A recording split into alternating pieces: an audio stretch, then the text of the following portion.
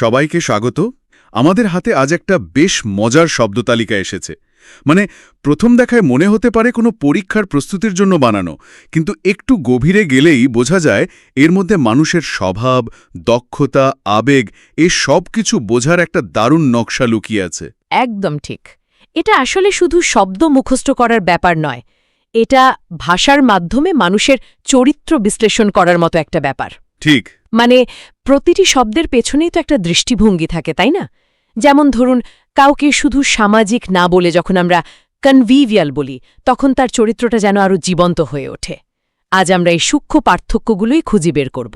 দারুণ একটা পয়েন্ট। তাহলে চলুন এই শব্দ দিয়ে গড়া মানুষের চরিত্র বিশ্লেষণের খেলাটা শুরু করা যাক। আমাদের তালিকার প্রথম ভাগটা মানুষের সামাজিক প্রকৃতি নিয়ে। মানে কেউ আসর জমাতে ভালোবাসে, আবার কেউ একান্তে থাকতেই স্বস্তি পায়। হ্যাঁ, এই দুই ধরনের মানুষকে আমরা কি কি শব্দ দিয়ে বর্ণনা করতে পারি? আচ্ছা, যারা খুব মিশুক এবং ধরুন পার্টি বা আড্ডার প্রাণকেন্দ্র, তাদের জন্য একটি চমৎকার শব্দ হল কনভিভিয়াল। এর অর্থ হল উৎসবমুখর, বন্ধুত্বপূর্ণ এবং খুব প্রাণবন্ত। কনভিভিয়াল শব্দটা শুনলেই কেমন যেন একটা উৎসবের আমেজ বলা যায়, অনেকটা কার্নিভালের মতো, তাই না? একদম সঠিক তুলনা। কার্নিভালের পরিবেশ যেমন আনন্দ আর কোলাহলে ভরা, একজন কনভিভিয়াল মানুষও তার চারপাশের পরিবেশকে ঠিক সেভাবেই মাতিয়ে রাখে। এটা মনে রাখার জন্য দারুণ একটা উপায়। এর সাথেই সম্পর্কিত আরও কিছু শব্দ আছে, যেমন গ্রেগেরিয়াস। এই শব্দটা আসলে সেই সব প্রাণীদের জন্য ব্যবহার করা হতো যারা দল বেঁধে থাকতে ভালোবাসে। ও আচ্ছা। মানুষের ক্ষেত্রে এর অর্থ হল যে ব্যক্তি একা থাকার চেয়ে দলে বা গ্রুপে থাকতেই বেশি পছন্দ করে। তার মানে সব গ্রেগেরিয়াস মানুষই কি কনভিভিয়াল হয়, নাকি এর মধ্যে কোনো পার্থক্য আছে? খুব ভালো প্রশ্ন। একজন মানুষ গ্রেগেরিয়াস হতে পারে, মানে দলে থাকতে ভালোবাসতে পারে, কিন্তু সে হয়তো পার্টির মধ্যমণি নয়। অন্যদিকে কনভিভিয়াল মানুষ মানেই সে হইচই আনন্দ করতে ভালোবাসে। আচ্ছা। আরও কিছু সহজ শব্দ তো আছেই, যেমন সোশ্যাবল, ফ্রেন্ডলি। আবার ধরুন কর্ডিয়াল মানে আন্তরিক, অ্যামিয়েবল মানে বন্ধুসুলভ, আর অ্যাফেবল মানে অমায়িক, যার সাথে খুব সহজে কথা বলা যায়। বাহ। আরেকটা সুন্দর শব্দ হল কনজিনিয়াল, মানে এমন কেউ যার সঙ্গ বা স্বভাব আপনার মনের মতো। তার মানে বন্ধুত্বেরও কতগুলো স্তর। যেমন অ্যামিয়েবল শব্দটা হয়তো ফরাসি শব্দ অ্যামি বা বন্ধু থেকে এসেছে। ঠিক। আর অ্যাফেবল মানুষ হয়তো হাসি মুখে কথা বলে, যাকে দেখে মনে হয় এবল টু লাফ। কিন্তু যারা একা থাকতে ভালোবাসেন, তাদের জন্য কি শব্দ আছে? তাদের জন্য সবচেয়ে প্রচলিত শব্দ হল রিক্লুসিভ বা নিভৃতচারী। এরা স্বেচ্ছায় সমাজ থেকে দূরে থাকে। এর সাথে আনসোশ্যাল বা অসামাজিক শব্দটিও ব্যবহার করা হয়। রিক্লুসিভ শব্দটা শুনে আমার মাথায় একটা ছবি ভাসছে, যে মানুষটা বারবার দরজার রিক্লোজ বা বন্ধ করে নিজেকে আড়াল করে রাখে। চমৎকার। এই ছবিটা মনে রাখলে শব্দটার অর্থ আর ভোলার কথা নয়। আচ্ছা, এবার তাহলে সামাজিক মেলামেশা থেকে বেরিয়ে আমরা পরিমাণের দিকে যাই। হ্যাঁ, চলুন। মানুষের সঙ্গের মতো এই জীবনে অনেক জিনিসই হয় প্রচুর পরিমাণে থাকে, নয়তো খুব অল্প। এই প্রাচুর্য বা স্বল্পতা বোঝাতে ভাষা আমাদের কি কি উপায় দিয়েছে? মানে পরীক্ষার আগে কার কাছে কত পরিমাণ নোটস আছে, এই বিষয়টা আর কি। ঠিক তাই। প্রচুর বোঝানোর জন্য একটি খুব সুন্দর শব্দ হল খোপিয়াস। যেমন তার কাছে পরীক্ষার জন্য খোপিয়াস নোটস ছিল, মানে অঢেল। এই শব্দটা মনে রাখার কৌশলটা আমার খুব পছন্দের। কপিএস শুনলেই মনে হয় ফটোকপি মেশিন থেকে শয় শয় কপিজ বেরিয়ে আসছে। একদম, মানে যা প্রয়োজনের চেয়েও বেশি। এর আরও কিছু সমার্থক শব্দ হল অ্যাবান্ডেন্ট, অ্যাম্পল এবং প্রফিউজ। অ্যাম্পল। অ্যাম্পল মানে পর্যাপ্ত, যা প্রয়োজনের জন্য যথেষ্ট। যেমন আমাদের হাতে অ্যাম্পল সময় আছে। আর প্রফিউজ মানে প্রাচুর্য, যা প্রায়শই আবেগ বা কথার ক্ষেত্রে ব্যবহার হয়, যেমন প্রফিউজ অ্যাপোলজিজ। আচ্ছা, তাহলে অ্যাম্পল শুনলে যদি ভাবি গাছে প্রচুর অ্যাপল ধরেছে, আর প্রফিউজ মানে প্রচুর প্রডিউস বা উৎপাদন হচ্ছে, তাহলে বিষয়গুলো আরও সহজে মাথায় থাকবে। কিন্তু এর উল্টো দিকটা তো আছে। অবশ্যই। অল্প বা বিরল বোঝাতে আমরা স্পার্স শব্দটি ব্যবহার করি। যেমন মরুভূমিতে গাছপালা খুব স্পার্স হয়, মানে ছাড়া ছাড়া থাকে। স্পার্স এর মধ্যে একটা স্পেস বা ফাঁকা জায়গার ধারণা আছে। ঠিক। আরও দুটি শক্তিশালী শব্দ হল স্কের্স, মানে অপ্রতুল বা যার সহজে পাওয়া যায় না, এবং মিগার, যার অর্থ পরিমাণে অত্যন্ত অল্প। খাবারের অভাব হলে পরিস্থিতি যেমন স্ক্যারি হয়ে ওঠে, সেখান থেকে স্কেয়ার্স শব্দটা মনে রাখা যায়। আর মিগার, এটা শুনলেই আমার একজন ব্যাগার বা ভিক্ষুকের কথা মনে হয়, যার প্রাপ্তিটুকু সবসময় খুব সামান্য। দারুণ সংযোগ। পরিমাণ থেকে এবার চলুন শৈলী বা রুচিবোধের দিকে যাওয়া যাক, কারণ কোনো জিনিস কতটা আছে তার চেয়েও অনেক সময় বেশি গুরুত্বপূর্ণ হয়ে ওঠে তার মান বা সৌন্দর্য। হ্যাঁ, মানুষের আচরণ, সাজপোশাক বা কথাবার্তার মধ্যেও তো একটা রুচির ছাপ থাকে। এই মার্জিত ভাবটা কিভাবে প্রকাশ করা যায়? এর জন্য ডেইনটি একটি খুব সুন্দর শব্দ। এর অর্থ হতে পারে রুচিশীল, নাজুক বা এমনকি সুস্বাদু। এর সাথে সম্পর্কিত ডেলিকেসি বা সূক্ষ্মতা, আর বহুল ব্যবহৃত শব্দ এলিগেন্ট তো আছেই। ডেইনটি শব্দটা মনে রাখার একটা মজার উপায় হতে পারে ডে প্লাস আন্টি। আন্টিরা যেমন দিনের বেলা বেড়াতে যাওয়ার জন্য খুব রুচিশীল জিনিস পছন্দ করেন, বাহ! আবার শব্দটা শুনতে কিছুটা টেস্টির মতোও লাগে। আর এই রুচিশীলতার ঠিক বিপরীত চিত্রটা বোঝানোর জন্য আমাদের হাতে আছে ক্লামজি বা বেখাপ্পা, হরেবল মানে জঘন্য। আগলি, হর্ষ। হ্যাঁ, আগলি মানে কুৎসিত এবং হার্শ অর্থাৎ কর্কশ। একজন ক্লামজি মানুষ প্রায়ই জিনিসপত্র ফেলে দেয় বা এলোমেলোভাবে কাজ করে। তাদের জন্য ইংরেজিতে একটা মজার কথা আছে, অল থামস, যেন হাতে কোনো আঙুলই নেই, সবকটাই বুড়ো আঙুল। একদম। এবার আসা যাক আচরণের ভদ্রতার প্রসঙ্গে। শালীনতা বোঝাতে আছে ডিকরাসনেস। ডিকোরাসনেস। হ্যাঁ, যার মূল শব্দটি হল ডিকোরাম। প্রোপ্রাইটি মানে হল সামাজিক বা নৈতিকভাবে সঠিক আচরণ, আর জেন্টল মানে হল ভদ্র ও অভিজাত আচরণ। এর সাথে সিনসিয়ার এবং ডিসেন্ট তো আছেই। এই শব্দগুলোর মধ্যেও সুন্দর সূত্র লুকিয়ে আছে। যেমন ডিকোরাসনেস এসেছে ডিকোরেট থেকে, মানে আচরণকে সুন্দরভাবে সাজিয়ে উপস্থাপন করা। ঠিক। প্রোপ্রাইটি হল প্রপার বা সঠিক আচরণ, আর জেন্টাইল শুনলেই জেন্টলম্যান বা ভদ্রলোকের কথা মনে পড়ে। এর বিপরীত দিকটা কি? অভদ্র বা অশালীন আচরণ বোঝাতে আমরা ব্যবহার করি ইনঅ্যাপ্রোপ্রিয়েট, ইনডেলিকেট এবং অবনক্সিয়াস। শেষের শব্দটি বেশ জোরালো। অবনক্সিয়াস। হ্যাঁ, এর ভেতরেই তো নক্সিয়াস বা বিষাক্ত শব্দটি লুকিয়ে আছে, যার আচরণ বা কথা বিষের মতো লাগে। সঠিক ধরেছেন। এই যে সঠিক আচরণ বা প্রোপ্রাইটি, এটাও কিন্তু এক ধরনের সামাজিক দক্ষতা। চলুন এবার আমরা সরাসরি দক্ষতা বা কার্যকারিতার জগতে প্রবেশ করি। অর্থাৎ কে কতটা কাজের। কর্মক্ষেত্রে এই শব্দগুলো তো খুব জরুরি। অবশ্যই। দক্ষ বোঝাতে বেশ কিছু শক্তিশালী শব্দ আছে, যেমন ডেফট মানে নিপুণ, বিশেষ করে হাতের কাজে। অ্যাড্রোয়েট মানে চতুর এবং দক্ষ। আর ডেক্সট্রাস শব্দটিও বিশেষভাবে শারীরিক বা হাতের কাজে দক্ষতাকে বোঝায়। ডেক্সট্রাস, এর পেছনে একটা মজার ইতিহাস আছে, তাই না? ঠিক তাই। ডেক্সট্রাস এসেছে ল্যাটিন শব্দ ডেক্সটার থেকে, যার অর্থ ডান হাত। ঐতিহাসিকভাবে ডান হাতকেই দক্ষ বা শুভ বলে মনে করা হতো। বাহ, এটা তো দারুণ তথ্য। তাহলে অ্যান্ড্রয়েড শব্দটা মনে রাখতে পারি অ্যান্ড্রয়েড ফোনের কথা ভেবে, যা খুব স্মার্ট আর দক্ষ। আর যে সবাইকে সহজে ডিফিট করতে পারে সে তো ডেফট হবেই। এছাড়াও তো স্কিল্ড, প্রফিশিয়েন্ট বা এফিশিয়েন্ট আছে। ইঞ্জিনিয়ার্স আর হ্যান্ডি শব্দ দুটিও তো খুব কাজের।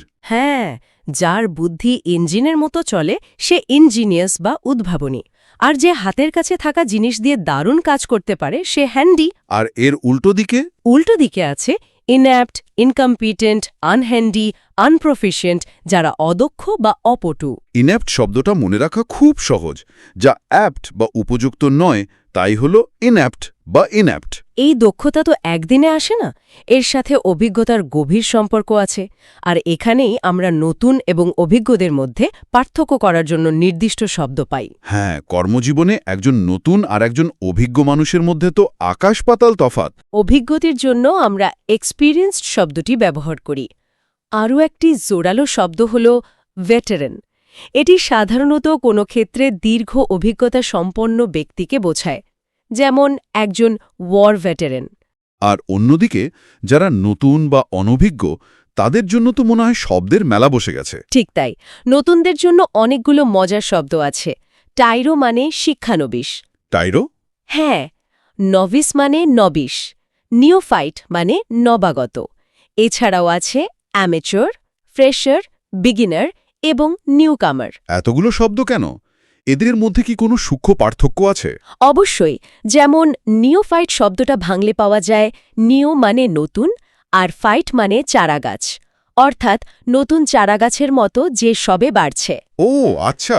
টাইরো হল সে যে সবে কাজটা ট্রাই করছে, আর নভেসকে মজা করে ভাবা যায় নোভাইস, অর্থাৎ সে এত নতুন যে এখনও কোনো বদভ্যাস বা পেশাদারি জটিলতা শেখেনি। দারুণ ব্যাখ্যা। অভিজ্ঞতা আর দক্ষতার পর এবার একটা খুব গুরুত্বপূর্ণ মানবিক গুণ নিয়ে কথা বলা যাক। বিশ্বাস, আনুগত্য এবং বিশ্বাসঘাতকতা। আনুগত্য বা বিশ্বস্ততা বোঝাতে ফেথফুল, ডেডিকেটেড শব্দগুলো তো আছেই। আরও গভীর বিশ্বাস বোঝাতে আছে ডিভাউট, যার অর্থ একনিষ্ঠ বা ধর্মপ্রাণ। ডিভাউট। আর স্টঞ্জ শব্দটি ব্যবহৃত হয় কট্টর সমর্থক বা বিশ্বাসী বোঝাতে, যার বিশ্বাস পাথরের মতো অটল। হ্যাঁ, যার বিশ্বাস স্টোন বা পাথরের মতো শক্ত তাকেই তো স্ট্রং সমর্থক বলা হয়। আর ডিভাউট এসছে ডিভোটি বা ভক্ত থেকে। কিন্তু যখন এই বিশ্বাস ভেঙে যায়, তখন ভাষা আরও অনেক বেশি শক্তিশালী হয়ে ওঠে। বিশ্বাসঘাতকতার জন্য সবচেয়ে মারাত্মক শব্দগুলোর একটি হল পারফিডিয়াস, এর মানে যে বিশ্বাসের অমর্যাদা করেছে। পারফিডিয়াস। আরও আছে ট্রেচরাস, যার অর্থ বেঈমান বা বিপজ্জনক। আর ফিকল মানে চঞ্চল বা পরিবর্তনশীল, যে ঘন ঘন মত বা আনুগত্য বদলায়। এটা লক্ষ্য করার মতো বিষয় যে বিশ্বাসঘাতকতাকে বর্ণনা করার জন্য আমাদের কাছে কত তীক্ষ্ণ শব্দ আছে। পারফিডিয়াস শব্দটির মধ্যেই তো ফিড বা বিশ্বাস ভাঙার একটা ধারণা আছে। আর ফিকল মনের মানুষদের মন পিকল বা আচারের স্বাদের মতোই দ্রুত বদলায়। ঠিক তাই, কারণ বিশ্বাস হল সামাজিক সম্পর্কের ভিত্তি, তাই এর ভাঙন বোঝানোর জন্য ভাষার এত জোরদার আয়োজন। এবার চলুন শিক্ষাদানের ধরনের দিকে যাই। অর্থাৎ কিছু লেখা বা কথা খুব শিক্ষামূলক হয়, আবার কিছু হয় ভ্রান্তিকর। একদম। শিক্ষামূলক বা উপদেশমূলক বোঝানোর জন্য সবচেয়ে গুরুত্বপূর্ণ শব্দ হল ডিডাক্টিক। তবে অনেক সময় এর মধ্যে একটু অতিরিক্ত উপদেশ দেওয়ার নেতিবাচক ভাবও থাকে। আচ্ছা। এর সমার্থক হল সামনিক, প্রিচিং এবং ইনস্ট্রাকটিভ। ডিডাক্টিক শব্দটার একটা মজার কৌশল আমার মাথায় আসছে। যখন দিদি বা বড় বোন শিক্ষকের মতো অ্যাক্ট করে জ্ঞান দেয়, সেই পরিস্থিতিটাই তো ডিডাক্টিক। দারুণ।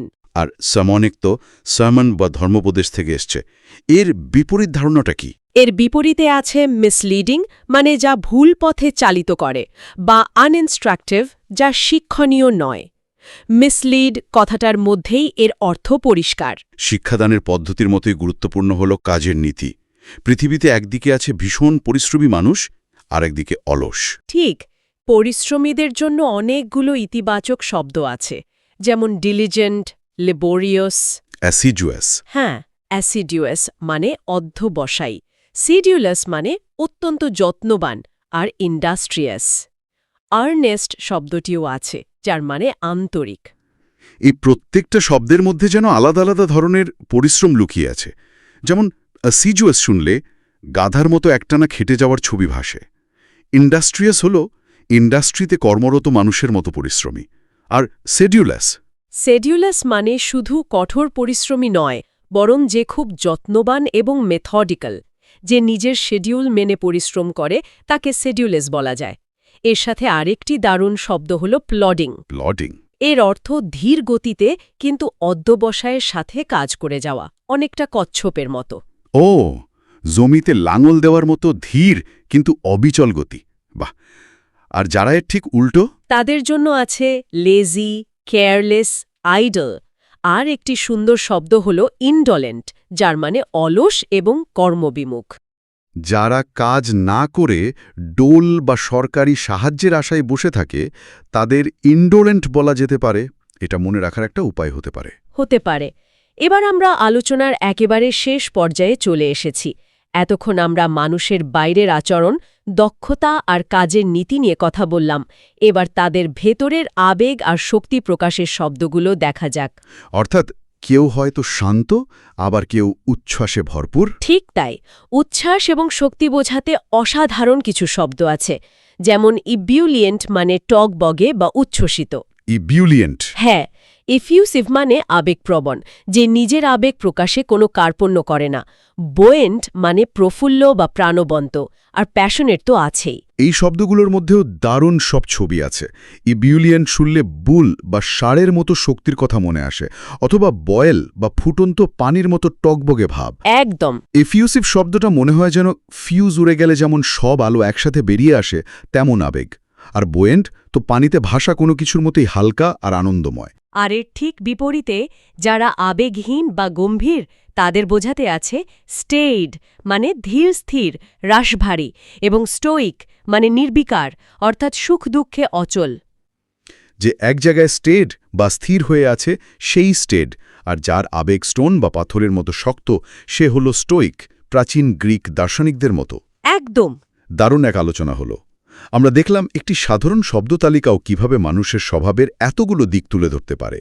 এই শব্দগুলো শুধু কোনো তালিকা নয়, এগুলো মানুষের আচরণকে আরও স্পষ্টভাবে বোঝার এক একটি চাবিকাঠি। একদম। সঠিক শব্দ ব্যবহার করতে পারাটা শুধু যোগাযোগের দক্ষতা বাড়ায় না, এটা আমাদের চিন্তাভাবনাকেও পরিষ্কার করে। যখন আমরা কোনো কিছুকে সুনির্দিষ্ট নামে ডাকতে পারি, তখন তাকে আরও ভালোভাবে বুঝতে পারি। আজকের আলোচনা শেষ করার আগে একটি ভাবনা রেখে যেতে চাই। আজকের শেখা শব্দগুলোর মধ্যে কোনটি নিজের বা পরিচিত কারো ব্যক্তিত্বকে সবচেয়ে নিখুঁতভাবে বর্ণনা করে বলে মনে হচ্ছে? আর সেই নতুন শব্দটি ব্যবহার করার পর সেই মানুষটির সম্পর্কে ভাবনায় কি কোনো নতুন দিক উন্মোচিত হলো? এই ভাবনাটি রইল।